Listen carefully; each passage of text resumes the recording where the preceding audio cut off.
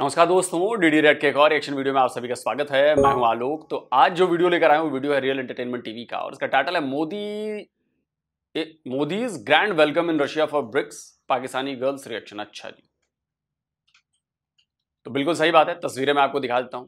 PM Modi का Russia में बड़ा जबरदस्त स्वागत हुआ है और रेड कार्पेट बिछाया गया उनके लिए, बड़ा जबरदस्त वेलकम किया गया। उसके बाद रशियन कल्चर और इंडियन कल्चर की चीज़ें वहाँ पर पेश की गई। इसके अलावा बहुत ही शानदार कार्यक्रम हुआ और पीएम मोदी और पुतिन गले मिले। तस्वीरें पूरी दुनिया ने देखी। इसके अलावा जब ब्रिक्स की मीटिंग हुई उसके बाद एक डिनर का आयोजन किया गया था। उसमें पुतिन, मोदी और जिनपिंग साथ में बैठे हुए दिखे। तो पूरी दुनिया को एक बड़ा मैसेज गया है, बड़ा तगड़ा, और ये मैसेज बहुत हलचल मचा रहा है। अब पाकिस्तान में क्या हलचल हो रही है, चलिए देखते हैं जरा। इधर एक चीज से मैं आपसे डिसएग्री करता हूँ। आपने बोला है कि पाकिस्तान की पब्लिक न्यूज़पेपर पढ़े, इंटरनेशनल न्यूज़पेपर पढ़े। अब इंटरनेशनल न्यूज़पेपर पढ़ने के लिए ये जितने भी भाई मौजूद है, मैं किसी एक को नहीं कह रहा, इन्हें इंग्लिश आना भी जरूरी है, हमें एजुकेशन होना भी जरूरी है। सारी बातें इंग्लिश समझ आएगी, न्यूज़पेपर पढ़ेंगे तो पता चलेगा दुनिया में क्या हो रहा है। मेरा चौधरी साहब, मेरा यही रोना है। अच्छा, एजुकेशन जो हमारी बेसिक है, हमने क्या ताल्लुकात में, ये बहुत आगे की बातें हैं। ठीक है, ताल्लुकात दुनिया में बेहतर क्या हो करना, रहा है? ट्रेड करना, अभी हमारी जो बेसिक्स है ना, हमारी बेसिक एजुकेशन हमारी बेसिक नीड है। ठीक है, वही पूरी नहीं हो रही। वही पूरी नहीं हो रही। आधी हमारी जो वर्क फोर्स है, हमारी विमेन जो है, वो एजुकेटेड नहीं है, वो अवेयर नहीं है, वो स्किल्ड नहीं है। हम विमेन के अनएजुकेटेड होने का मतलब आप जानते हैं, आधी वर्क फोर्स का वेस्ट होना। आपका चैनल मेरे सामने मेरी नजरों से गुजरा है, मैं आपकी वीडियोस देखती रहती हूँ। इधर हर दूसरे खड़े आदमी से आप ये सवाल कर ले, हर दूसरा आदमी कहेगा मेरे अंदर जज्बा बहुत है, मेरे अंदर जज्बा बहुत है। नहीं, ये तो फिर पाकिस्तानियों में है, हम पूछ भी लेते हैं, क्यों जी जज्बा है कि नहीं? जज्बा है जी, क्यों जज्बा है कि नहीं भाईजान? जी बिल्कुल जज्बा है। है। जी जी, जज्बा तो बहुत है। इन बेचारों को बस जब से पाकिस्तान बना है ना, हाँ। इनको बस पढ़ाया जाता है भाई जज्बे के साथ। हम जो है IMF का कर्जा माफ नहीं करा सकते। अच्छा, सिर्फ जज्बे के साथ जो है ना, हम अपनी प्रोडक्ट्स नहीं बना सकते, हम ट्रेड नहीं कर सकते। अगर जज्बा सब कुछ है तो जज्बे से जहाज बनाए, बैठे और सफर करें। हाँ, जबरदस्त आप हो गया। जज्बे से अपने मुल्क की इकोनॉमी को बेहतर कर ले, ठीक है। जज्बे से आप टेक्नोलॉजी बना, जज्बे पे बैठे और चांद पे चले जाएं। ओ, रॉकेट चांद ना पे बनाए, जाने जज्बे के पे लिए- बैठ के रॉकेट, जज्बे पे बैठ के चांद पे चले जाए। चांद पे जाने के लिए जज्बा ठीक है, जज्बा जो भी आप कोई तहरीक चलाते हैं या कोई एफर्ट करते हैं, उसकी रूह जरूर है, लेकिन Education वो होना- टूल नहीं है। हाँ। वो टूल नहीं है। टूल एजुकेशन है, स्किल है, टेक्नोलॉजी है और एम्पावरमेंट है। जबरदस्त हो गया। इसके ऊपर तो मैं कहता हूँ क्लैपिंग होनी चाहिए जो इन्होंने बात की है। और कितने लोग खड़े होके सुन रहे हैं। आप इनकी बात से एग्री करते हैं या डिसएग्री करते हैं? शोएब भाई, लीडर बना के छोड़े को आप इन मैडम को, आपने नेता बनाना इनको। इलेक्शन में आज से 10 साल 15 साल बाद जब वो खड़ी होंगी और कल को अगर जीत भी जाएं, कुछ अच्छा काम भी करे पाकिस्तान के लिए, तब वो याद करेंगी कि शोएब भाई ने मुझे लीडर बनाया। नहीं, अच्छा है, बिल्कुल गुड। डिसएग्री करते हैं जी, जी, कि बिल्कुल, जो ये ये कह सही दिया कह जाता है जज्बा बहुत है, इसके साथ एजुकेशन होना जरूरी है कि नहीं? है मैम ने जो बिल्कुल बिल्कुल ये सही कह रही हैं, ऐसे होना आप चाहिए। मुझे खुद बताया ना, एक शख्स के पास जज्बा है, उसके पास इल्म नहीं है, उसके पास डायरेक्शन नहीं है, डायमेंशन नहीं है, उसको पता ही नहीं है कि उसके अंदर क्या एबिलिटी है, वो किस तरह से अपने मुल्क को सर्व कर सकता है। तो सिर्फ जज्बे के साथ वो क्या कर लेगा अपनी। अब पता नहीं सामने वाले को डायरेक्शन समझ में आ रही है कि नहीं, डायमेंशन समझ में आ रही है कि नहीं, एबिलिटी समझ में आ रही है कि नहीं। अपनी 60, 70 या 100 साल की जिंदगी वो बस जज्बे के नाम पे नारे लगा लगा के चला जाएगा और गुर्बत है। को रोते रोते चला जाएगा। ठीक है। अच्छा अंबर जी, एक और सवाल करना चाहूंगा, बड़ी जबरदस्त। और ये देखें, अगर कैमरामैन सारा दिखाएं, इधर थोड़ा सा कैमरामैन अगर फोकस करे कि कितने लोग खड़े हैं, बकायदा तौर पे गुफ्तगू चल रही है। एक अंकल आए, अस्सलाम वालेकुम, कैसे हैं सर? ठीक है। आप मुझे ये बताएं, जज्बा कितना है हमारे में? जज्बा है कि नहीं? जज्बा तो अल्हम्दुलिल्लाह है। जज्बा है, लेकिन जज्बे से हम, ये मैम कह रही हैं कि अपनी इकोनॉमी को क्यों नहीं बेहतर कर लेते, ये बेरोजगारी को क्यों नहीं खत्म कर लेते, टेक्नोलॉजी में आगे क्यों नहीं चले जाते, IMF के पास क्यों जा रहे हैं? जज्बे से ही हम क्यों नहीं अपने आप को बेहतर कर लेते?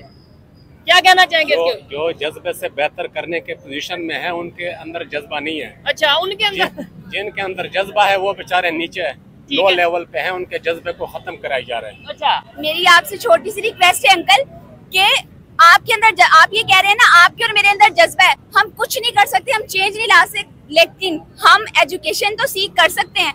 अपने आप को किसी छोटे लेवल पर, माइक्रो लेवल पर ही किसी ना किसी काबिल बना सकते हैं कि हम अपने मुल्क को सर्व कर सकें। बच्चों को सर्व पढ़ा ना ही सकते करें, हैं। सर्व ना ही करें, अपने बच्चों को इस काबिल बना लें कि वो ये जानने के काबिल हो जाएं कि हमारे मुल्क में चल क्या रहा है, दुनिया में चल क्या रहा है। जब वो समझ जाएंगे ना तो वो इस काबिल भी बन जाएंगे कि वो दुनिया को कम्पीट कर लें। अच्छा, और हाँ, आप बिल्कुल ये बात जानना बहुत जरूरी है कि दुनिया में चल क्या रहा है। हमें इधर 78 साल से ये बताया जा रहा है कश्मीर लेना है, कश्मीर जज्बे से लेना है। कश्मीर के ऊपर अंबर जी बात करते हैं कि तुर्की, वो कंट्री जो कि ऑलमोस्ट देखा जाता था कि पाकिस्तान के साथ खड़ा है, कश्मीर के मामले में तुर्की साथ खड़ा है, ठीक है। आज वो भी चाह रहा है ब्रिक्स का मेंबर बनना, वो भी एज ए गेस्ट रशिया जा रहा है, यानी पाकिस्तान को इग्नोर करता नजर आ रहा है। क्या कहना चाहेंगे इसके ऊपर? मैं कश्मीर के मामले पे, वो बहुत दूर का मामला है, उसको अच्छा। मैं पहले जहाँ खड़ी हूँ पाकिस्तान के, इसके मसलों से ही मैं बाहर नहीं निकली। मैं आपको कश्मीर का क्या बताऊं, यहाँ पे हम लोग इतना डिवाइड सूबाइयत की बेस पे, अभी तक हमारे पास पंजाबी की पठान, पंजाबी, ये वाले सुन्नी शिया, ये वाले तनाज़े खत्म नहीं हो रहे। फिर हमारे पास एक नई बीमारी जो क्लास की बीमारी है, ठीक है, ये नहीं हमारे पास खत्म हो रही। मैं क्या कश्मीर के बारे में मुझे बताएं बात करूं, मेरे पास जो पाकिस्तान है वो कितना कुछ डेवलप्ड है। हाँ, ये बड़ा एक सवाल है, और इसके लिए सवाल क्यों नहीं करते, यानी हम लोग अपने लीडर से, अपने हुक्मरानों से क्यों नहीं सवाल करते कि भाई पाकिस्तान के लिए हमने क्या किया? मैं चौधरी साहब एक बात करना चाहूंगी, फलस्तीन में क्या हो रहा है, कश्मीर में क्या हो रहा है, हमें जज्बा ईमानी जगाया जाता है, ठीक है। हमारी रिस्पॉन्सिबिलिटी बता दी है कि हमने जी, हम मुसलमान हैं, हमने अपने भाइयों की मदद करनी है, उनके साथ खड़े होना है। जबकि तो फिर क्या पावर जब अवाम के हाथ में होगी तो फिर ही मामला ठीक होगा ना। है तो सही, जो हुक्मरान है उनको तो अपनी पड़ी हुई है, ठीक है, मुसलमान अपने तो फिर हम हुक्मरानों के पीछे लगते क्यों हैं? मतलब अगर आप नहीं, क्या पब्लिक वोट नहीं देती? पब्लिक के वोटों की वजह से हुक्मरान बने हैं। जो इससे मौजूद हैं वो तो मेरे ख्याल से नहीं बने। वही जेल में पड़ा हुआ है सर, ठीक है, पब्लिक ने पीटीआई को वोट डाला, वो जेल में पड़ा हुआ है, आप उसको निकाले बाहर। अच्छा, मुझे ये बताएं, इन्होंने ये जो बात की है, और जज्बे की अगर बात करें, हमें बता दिया जाता है, जो अंबर जी बात करती थी फलस्तीन में, पाकिस्तानियों को शहादत का बताया जाता है। अच्छा, जज्बे का मतलब होता है शहादत, पाकिस्तानियों को ये बताया जाता है। ठीक है, लेकिन उस जज्बे से हम टेक्नोलॉजी में क्यों नहीं आगे जाते? टेक्नोलॉजी में ऐसे हुकूमत जो है वो फैसिलिटेट नहीं करती आवाम को। जज्बे में हम जज्बा यूज करके टेक्नोलॉजी में आगे क्यों नहीं चले जाते, एजुकेशन में आगे क्यों नहीं चले जाते, बेरोजगारी क्यों नहीं जज्बे से खत्म कर लेते? यार देखो मेरी बात सुनो, ये जो अवाम है ना, इसमें बंदे जो अवाम है इनका कसूर नहीं, इनका कोई कसूर नहीं है। सारा जो हुक्मरान है ना, हाँ। वो जलील कर रहे हैं हर बंदे को। आप कह रहे हैं ना कि अवाम वोट क्यों देती, ये जो वोट हर बंदे को पता वोट किसको दिया था और कौन जीता इस बार गवर्नमेंट में कौन है। ठीक है अंबर जी। सुहेब भाई, मैं यहाँ पे एक बात आप लोगों से, मैं हर किसी की ओपिनियन की रिस्पेक्ट करती हूँ, लेकिन हम हमेशा सारी रिस्पॉन्सिबिलिटी ताली एक हाथ से नहीं बचती। हम क्या करते हैं, हम सारी रिस्पॉन्सिबिलिटी गवर्नमेंट पे डाल देते हैं। हर शख्स अपना अपना मुआखजा करे। हम अपने अपने मामलात में कितने सिंसियर, कितने लॉयल और कितने ऑनेस्ट है। हर बंदा स्टूडेंट से लेकर स्टूडेंट सर, छोटी सी बात, छोटा सा कॉन्सेप्ट, ठीक है, आवाम का क्या कसूर है मुझे ये बताएं आप। मैं बताती हूँ, एक पेंशन वाला से लेकर, ठीक है, बड़ा जो सरमायादार है या बिजनेसमैन है, हर बंदे का जिधर दाव लगता है वो लगा रहा है। अपने अपने लेवल पर हम दाव लगाना बंद कर देना, अगर उसके बाद हमारा हक बनता है कि हम गवर्नमेंट को क्वेश्चन करें। हाँ, ये सही कह रही है। हर बंदा कहता है पहले अपने घर को संभालो। हम खुद ये झूठी बात है। आप हुकूमत की नुमाइंदगी ना करें, आप अवाम की नुमाइंदगी करें। अवाम के जो अवाम के मसले मसाइल है, अवाम के जो दुख है, उसके ऊपर आप बात करें। जो महंगाई है, बेरोजगारी है, लॉ एंड ऑर्डर का मसला है, आप उस पर बात करें प्लीज। लॉ एंड ऑर्डर की आपने बात की है, लॉ एंड ऑर्डर इंटरनेशनल सियासत को डील करने को छोड़ दें, पाकिस्तानियों की अवाम को आप डील करें। नहीं, हमारी ना, मैं इधर आपको जवाब देता हूँ, ठीक है, इन्होंने जो बात की है कहीं ना कहीं एग्री करता हूँ कि भाई पहले पाकिस्तान में तो बेहतरी आ जाए, लेकिन आपको नहीं पता क्या पाकिस्तान में खत्म करेंगे। नहीं, मुझे बताएं, पाकिस्तान के महंगाई को पाकिस्तान में जो फैसले होते हैं कंट्रोल करेंगे, एजुकेशन को कंट्रोल करेंगे तब बेहतरी आएगी। जी जी नहीं, लेकिन जो पाकिस्तान में फैसले होते हैं क्या सिर्फ पाकिस्तान की हुक्मरान करते हैं, सबको बाहर से पता होते है, हैं? ये तो आपको सब पता है कि ये फैसले कहाँ से हो रहे तो हैं। फिर यही मैं कह रहा हूँ कि किधर से हो रही है, तो फिर यही अंबर जी और मैं कह रहे हैं ना, हमने वोट डाला पीटीआई को, फिर आपने जिसको भी डाला वोट ठीक है। निकला वो उधर का मुस्लिम लीग नून का। अच्छा। ये सारी अवाम खड़ी है, पूरा पाकिस्तान जानता है, आप देखें। ठीक है, सर, ये वही कह रहे हैं बात जी आ गई। इंटरनेशनल अब एक लेवल की मिनट बात ना करें, हमें यानी हमें पता ही ना चले दुनिया में क्या चल रहा है। मेरी बात सुने, ठीक है। अब यही तो दिक्कत है, इसीलिए तो मैं भी कहता हूं कि गलती आवाम की है। जब अगर आपका वोट डाला आपने पीटीआई को और वोट निकला किसी और का, इमरान खान जेल में चला गया, तो आप लोग घर में बैठ के झक मार रहे हैं। यह आवाम का काम है कि हक के लिए बाहर निकले। आप निकले बाहर? आप डर से घर में घुसे हुए हैं। आप लोग, आपका लीडर 1 साल हो गया जेल में बंद है और आप लोग उनको निकाल नहीं पाए अभी तक। आप लोगों को सब बैठे बिठाए चाहिए। मतलब आप लोग का बस चले ना तो कोई आके खिला भी दे। और क्या कहूं मैं, अब आगे बोलना नहीं चाहिए मुझे। टोपी ट्रांसफर करना बंद करिए आवाम। हमारे पास पावर नहीं है। अरे तो पावर लोगे तब तो मिलेगी ना पावर। हम कर ही क्या सकते हैं? अबे करना चाहोगे तब तो करोगे। सब कुछ बैठे बिठाए चाहिए, मुझे नहीं करना, पड़ोस करेगा। हर कोई यही सोचता है। छोड़ो यार, मैं तो आके बोल देता हूं ये दिक्कत वो दिक्कत, वो करने वाला पड़ोस वाला करेगा। हर कोई यही सोचता है। ऐसे मुल्क नहीं चलते और ऐसे मुल्क ठीक नहीं होते। इनकलाब ऐसे नहीं आता। अब हर डब्बे के ऊपर मरियम नवाज या इमरान खान नहीं बैठा हुआ था। हाँ। मैं ये कहती हूँ, अगर आपकी बात से मैं एग्री करती हूँ, मैं बिल्कुल रिस्पेक्ट करती हूँ, लेकिन बात फिर वहीं पे आके खत्म होती है कि हमने अपनी अपनी रिस्पॉन्सिबिलिटी नहीं निभाई। हर एक बंदे के सर पे मरियम नवाज और इमरान खान नहीं था। हम में से ही लोग थे ना जो ड्यूटीज कर रहे थे। अगर वो लोग ईमानदारी कर लेते, अपनी अपनी रिस्पॉन्सिबिलिटी निभा देते, बोलता था वहाँ में से उसको पकड़ लेते थे। ठीक है, यानी हिम्मत तो करता। 10 लोग करते, 20 लोग करते, 25 लोग करते, 50 लोग करते, कितनों को दबाते। करोड़ों के साथ अवाम मत कर रही थी। लाखों आपने की देखा तादाद था में इधर निकले थे। क्या हुआ था ठीक है। बंदे के अवाम के साथ। ठीक हो इन्होंने गया। कितना मारपीट की थी। नहीं ये तो पिछले फिर दिनों की बात मेरे जब भाई चल रहा ऐसे था। चेंज कैसे आएगा? इन लोगों को, पब्लिक को कैसे इकट्ठा किया जाए कि यार पाकिस्तान के लिए आगे बढ़ो, यार- और ये इंडिया को दुश्मन, अपना अमेरिका को दुश्मन, इन चीजों को दुश्मन कहने के बजाय अपनी एजुकेशन पे वर्क करो। यार सब एजुकेशन जो है ना वो बेसिक नीड है और वही टूल है। उसके बगैर कुछ नहीं हो उसके बगैर कुछ एजुकेशन नहीं है। आपको जो है वो अवेयर करना है। एजुकेशन नहीं है आपको जगाना है, और एजुकेशन नहीं आपको स्किल देनी है। ठीक है, आपके अंदर एबिलिटीज हैं, आपके अंदर पावर है, आपको सही और गलत की समझ बूझ भी है। ठीक है, लेकिन आपको पता है कि दुनिया में क्या हो रहा है, लेकिन उसके साथ चलने के लिए स्किल और टेक्नोलॉजी की जरूरत है। ठीक हो गया। और वो एजुकेशन के साथ ही जरूरत, एजुकेशन के बगैर वो मुमकिन है ही नहीं। बात करना चाहना, रूस जो इंडिया के साथ पहले उसके जो माजी में तल्लुकात थे, अब उसमें काफी डिक्लाइन आ चुका है। अच्छा, ताल्लुक खराब हो रहे हैं। तल्लुक खराब हो चुके हैं क्योंकि जो यानी इंडिया ये भाई- है वो हाँ। अमेरिकन ब्लॉक में बैठा हुआ है। अच्छा, और रूस जो है वो पाकिस्तान के नजदीक आ रहा है। रशिया पाकिस्तान के नजदीक आ जी, रहा जी, है। आप खुद देख लेना। नहीं, इधर एक चीज मैं कहना चाहूंगा। मैं करना चाहूंगी, न्यूटन जो है वो रशिया मस्जिद में भी जा रहा है और मुस्लिम कम्युनिटी से भी, मुस्लिम सियासतदानों से भी वो मुलाकातें ठीक है, मुलाकातें कर रहा है। अच्छा, जी, अगर रिलेशन बेहतर हो रहे हैं तो पाकिस्तान रशिया से ऑयल क्यों नहीं ले रहा? इंडिया तो ऑयल ले रहा है।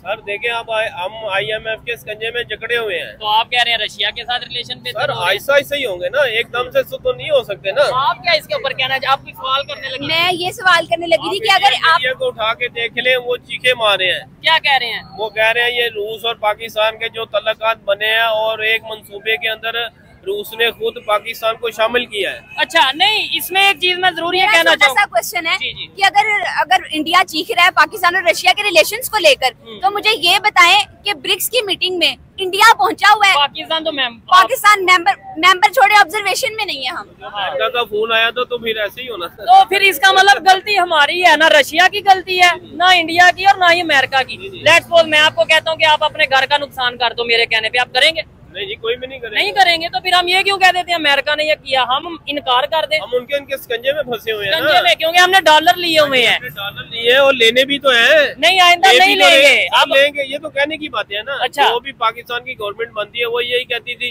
कि हम IMF से। चलिए वो बात छोड़िए। पाकिस्तान और रशिया के भी संबंध अच्छे हो रहे हैं तो करो भाई, रोका किसने है? इंडिया जा रहा है रोकने। आप लोगों की आदत हो गई टोपी ट्रांसफर करने की। दूसरों अपनी गलती नहीं मानेंगे। लेकिन भारत को नहीं, भारत वाले चीखें निकाल रहे हैं। अबे चीखें तुम लोगों की निकल रही हैं, चीखें तुम लोगों की निकल रही हैं। पता है पुतिन ने क्या कहा है? अब अंग्रेजी तो तुम्हें आएगा नहीं, हिंदी में बता देता हूं। पुतिन ने कहा है कि पीएम मोदी और मतलब भारत और रूस के बीच जो रिलेशंस हैं, जो दोस्ती है, उसके लिए किसी ट्रांसलेटर की जरूरत नहीं है। बॉडी लैंग्वेज देख के समझ जाओ। सुनिए। मंत्री जी, у нас такие отношения, что я считал, что вы и так все понимаете. Our relations are so tight that I thought that you would understand me without translation.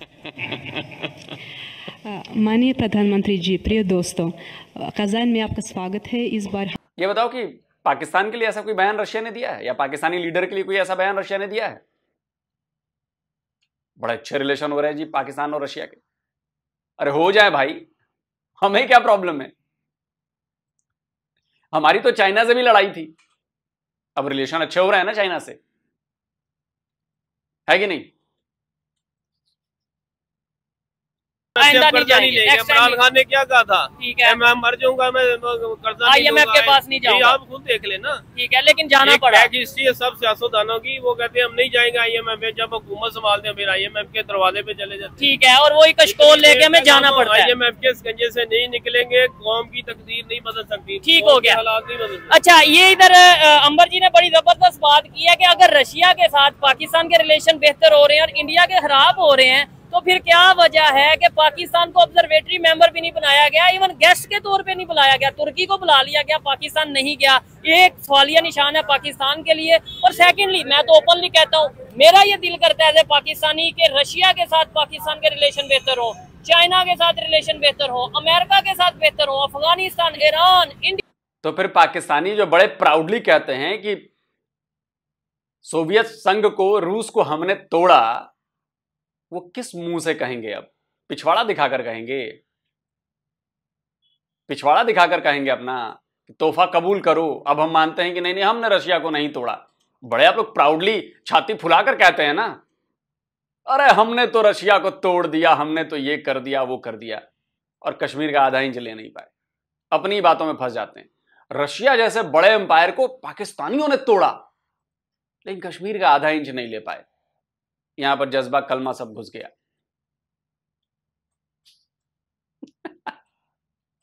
अपनी ही बातों में फंस जाते हैं पाकिस्तान। अबे जब इतनी बड़ी पावर हो तुम लोग, जब तुम रशिया जैसे मतलब USSR को भी तोड़ने की कुव्वत रखते हो, कैपेबिलिटी रखते हो, कश्मीर का आधा इंच भी नहीं ले पाए यार। ये कैसे हो सकता है? कैसे हो सकता है ये? कभी पूछा ये सवाल आपने? लेकिन तुम्हारी बुद्धि वहां तक जाती नहीं, कम अकल हो ना, समझ ही नहीं आएगी बात। जिस बंदे को ट्यूबलाइट के बारे में नहीं पता, मैं उसको समझाने लगूं कि भाई ट्यूबलाइट ऐसे होती है, उसमें ये गैस होती है, उसमें ये फिलामेंट होता है, ये जलता है तो सफेद रोशनी निकलती है, वो कहे क्या फालतू की बातें कर रहे हो तुम, हम सुपर पावर, हमने तो सूरज बना लिया है, चांद बना लिया है, और तुम ट्यूबलाइट के बारे में बात करो। अब उससे क्या बात करेंगे आदमी?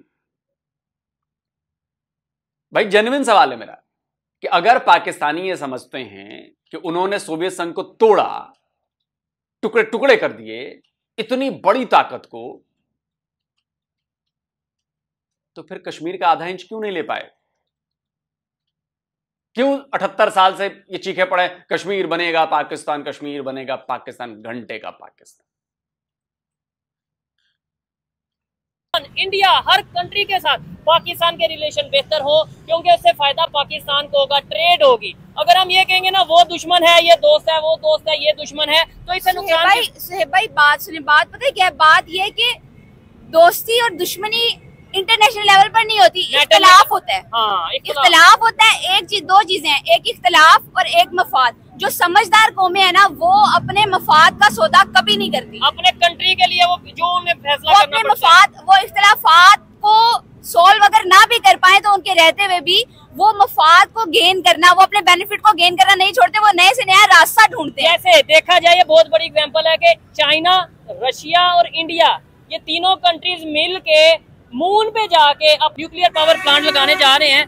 इंडिया और चाइना तो आपस में दुश्मन है, तो वो कैसे मिलके काम कर रहे हैं? क्योंकि भाई उन्हें अपनी कंट्री के लोग, उनको अपनी कंट्री के लोगों से प्यार है, उनको दरअसल उन्होंने आगे बढ़ना है, उन्होंने अपनी इकोनॉमी को और स्ट्रॉन्ग बनाना है, उन्होंने मिलके सुपर, उनका ख्वाब बड़ा है। ठीक है, ठीक है, वो पावर के लिए आपस में नहीं लड़ रहे, उनको ये चीज समझ में आ चुकी है कि पावर जो है ना उसका होना जरूरी है और उसके लिए उसके लिए इकोनॉमी और वो अकेले हासिल नहीं की जा सकती। उसका हासिल तभी आसान और मुमकिन है जब आपके साथ आपकी बराबर की ताकत और समझ बूझ रखने वाले और साथी आपके साथ हो गया। पाकिस्तान को रिश्वत से जरा दूर होना चाहिए बस। जो हमें पैसे दे के बैठा देते हैं और अपना काम करके आगे हो जाते हैं, ये भी जरा होना चाहिए आपके बारे में। अब मैं आपको कहूँ 1000 रुपए ले, जो मेरी बात है वही करें, ऐसे नहीं होना चाहिए, सबकी बात होनी चाहिए।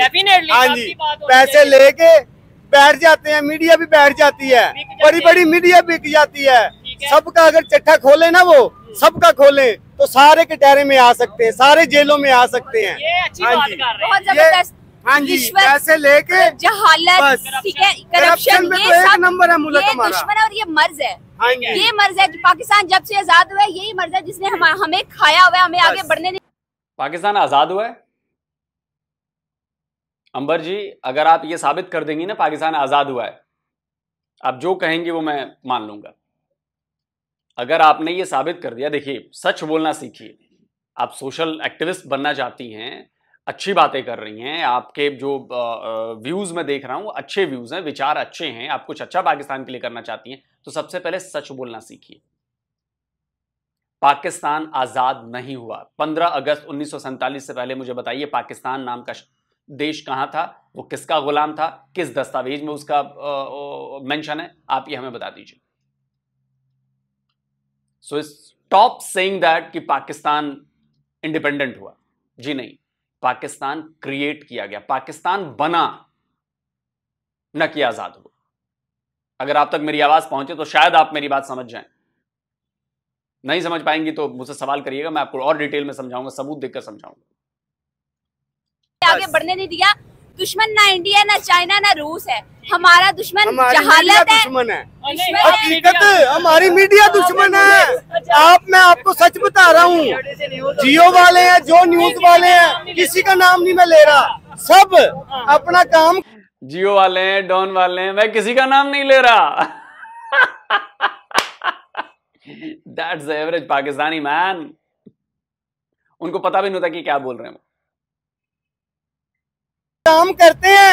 हाँ जी, भाई मैंने तो आपको प्लेटफॉर्म दिया, आपका जो दिल करता है, आपका जो दिल करता है। मेरा प्लेटफॉर्म ये है, मैं एक मजदूर आदमी हूँ, मेरे को आप अंदर भी डलवा सकते हैं, ये मेरा प्लेटफॉर्म के जेल फार्म हो जाएगा बस। एंड ये है। चले जी, ठीक है। और ये बात जो कर रहे हैं, मैं से कहीं ना कहीं एग्री कर रहा हूँ, कहीं ना कहीं एग्री करता हूँ कि जो बात करते हैं ना सुहेब भाई की अपनी अपनी ड्यूटी, हर फर्द वो किसी भी फील्ड में है, वो किसी भी पोजीशन में है, हम अपनी अपनी ड्यूटी ऑनेस्टी के साथ निभाना शुरू करते हैं, मसले खत्म हो जाएंगे। और कोई भी मसला आपको बताता हूँ कि असल में ये हमारा जो है ना माशरे सारा खराब हो चुका है। असल में लड़कियां कहाँ पढ़ रही हैं, लड़के पढ़ते नहीं है। दूसरा ये हर घर को हमने अब बचाना है, घर को ऐसे बचाना है, हेड ऑफ द जो फैमिली है ना, सारे उसका कहना माने, अच्छी तालीम हासिल करे, कुरान और सुन्नत के मुताबिक चले तो कामयाबी है, वरना बर्बादी है।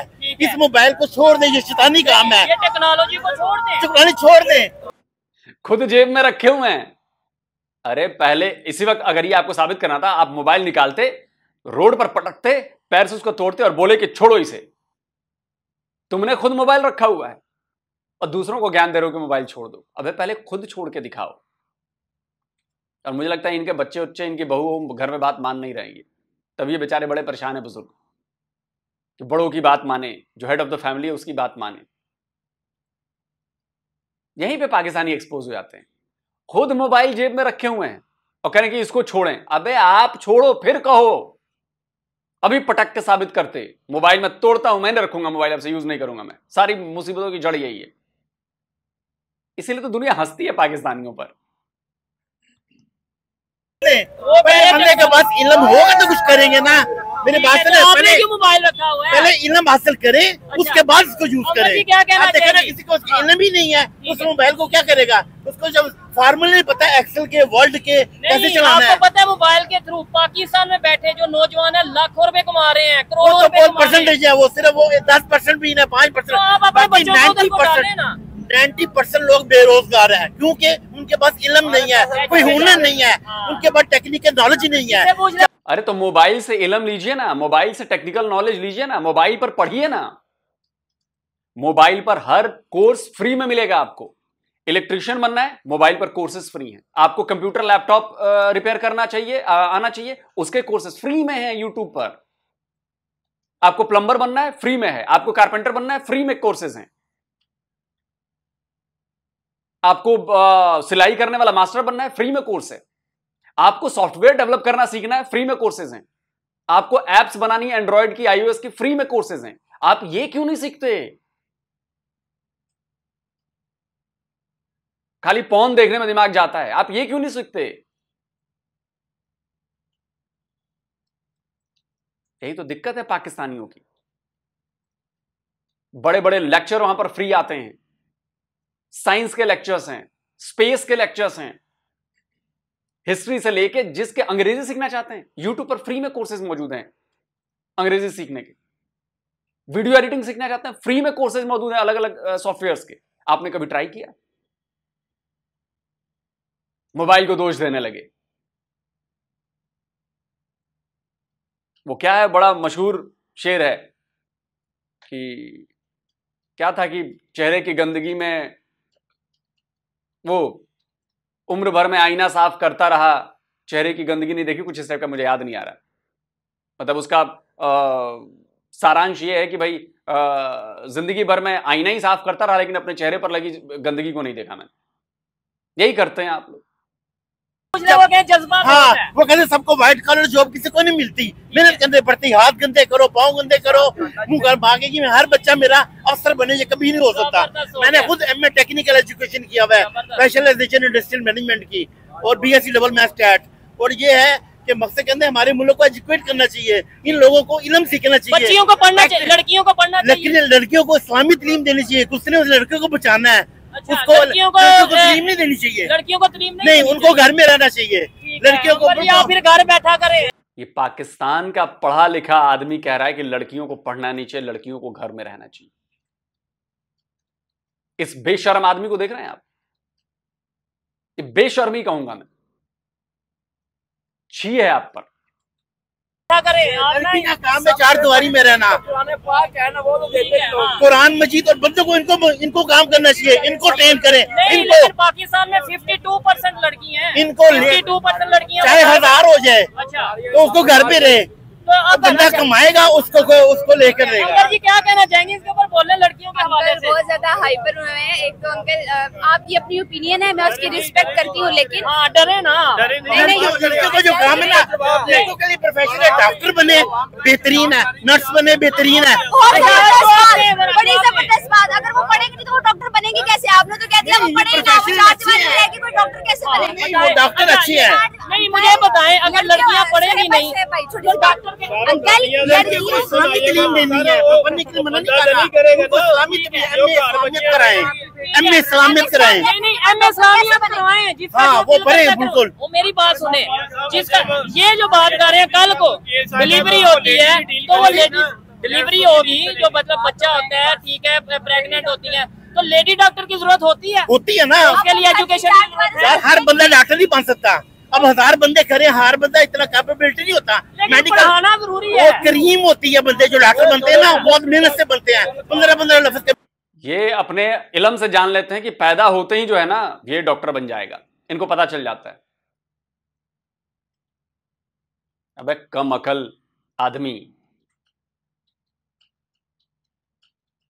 क्या कहूं मैं, तुम्हें अपनी बेटियां पसंद नहीं करती होंगी, मैं गारंटी दे रहा हूं इस बात की। मेरे खुद 2 सिस्टर डॉक्टर हैं, मेरा भाई भी डॉक्टर है। आपने बात किया बेटियों की, बड़ी जबरदस्त बात आपने किया, लेकिन उसके लिए बेटियों को घर ना बिठाएं, अपने बेटों को तरबियत अच्छी दें। हाँ बिल्कुल सही है, बाहर के मुल्क वाले तरबियत दें, उन्होंने सारे वो ईज़े बंद कर दिए, इसलिए कि वो यानी कि दुबई वालों ने रजिस्ट्री आई है कि पूरे लाहौर के या पाकिस्तान के कुछ सूबों से उन्होंने कह दिया यहाँ से बंदे नहीं लेंगे, उसमें लाहौर का नाम नहीं है, लाहौर का नाम नहीं, बाकी सब। चले जी, अच्छा लगा यहाँ पे। चलिए छोड़िए, बात खत्म करें। ये है एक पढ़ा लिखा पाकिस्तानी जो कह रहा है कि बच्चियों को पढ़ाना नहीं चाहिए, उसको चार दीवारी में बंद रखना चाहिए। सुन ली ना बात है? ये मैं कहता हूं कि मैक्सिमम पाकिस्तानियों की, और जो मुल्ले टाइप के लोग हैं जिनका ज्ञान कम है, गोबर भरा हुआ उनके दिमाग में ये मजहबी चीज डाली गई है कि मजहब में है कि लड़कियों को मत पढ़ाओ और चार दीवारी के अंदर बंद करके रखो, उसको एकदम ऊपर से नीचे तक ढक कर रखो, उसका कुछ भी दिखना नहीं चाहिए। तभी तुम लोग की यही हालत है। ये जुल्म है। लड़कियों को अगर नहीं पढ़ने को बोल रहे हो, चार दीवारी के घर में बंद कर रखने बोल रहे हो, ये जुल्म है और उसकी सजा तुम लोगों को मिल रही है। और दूसरी तरफ इसकी खुद दो बहनें डॉक्टर हैं, वो बिना पढ़े लिखे डॉक्टर बन गई हैं, या वो पैदा जब हुई थी तभी से आपको पता था कि वो डॉक्टर बन जाएंगी, इतनी कैपेबल हैं, वो कैपेबिलिटी चेक हो गई थी। थू है आप पर।